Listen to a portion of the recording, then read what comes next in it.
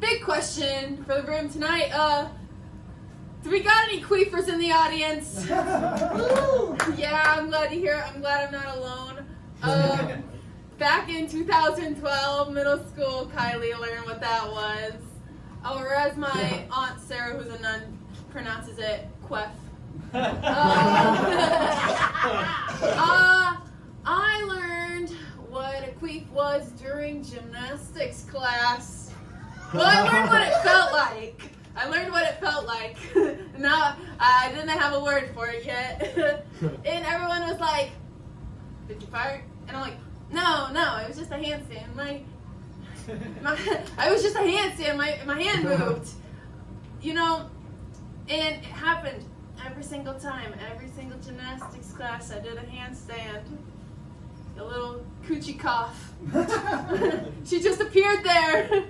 And it's like really sad and like stressful to go through that. Cause like, you know what? I don't know about any of you guys when you were in middle school and you'd be like, everyone knew how to do a handstand. And of course I took gymnastic classes for 6 months. So of course I know how to do a handstand. So I do a handstand in like gym class. And then they'd be like, what was that? And I'd have to be like, it's a fart. It was a fart. I swear it was a fart. It was nothing else. Because people said queef was a bad word and it was gross. I'm sorry that my kitty purrs. You know, I can't help it. It's hard. And you know what? I'm now at this point in my life, I am not ashamed. If there was a gold medal for vaginal flatulence, I would have earned it in 2012. And thank you for listening about my story on queefing. Middle school was really hard for my coochie noochie. So, I work with kids, and crazy switch, I know. I work with kids of all ages. I think that I might just be the gay Jesus of a bunch of middle schoolers that are upper class. And I kind of appreciate the role. It's crazy though, because like they just look at me and they clock it. They're like listening to the music I have. One time I turned on the talking heads for them and they're like, you're either gay or autistic, tell me which one it is. And I'm like, both.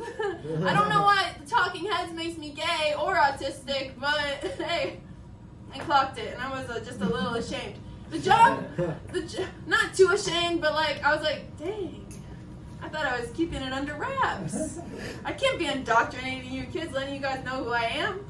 But the job comes with a lot of responsibilities, because when a bunch of gay kids look up to you, you are expected to know every single gay thing that has ever happened in the history of the universe.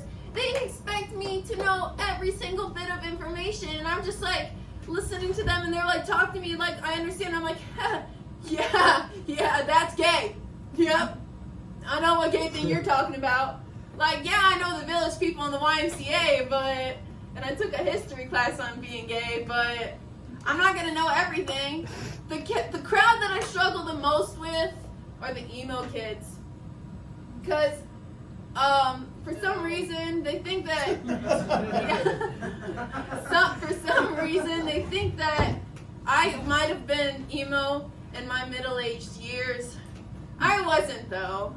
My emo phase was musical theater, and I cannot tell them that. So I have to keep that under wraps and hope that, like, they'll all be like, yeah, they're still gay. Because if I don't say that I know a gay thing, then they might revoke my queer card. And I can't have middle schoolers having that kind of power over me, determining whether I'm gay or not.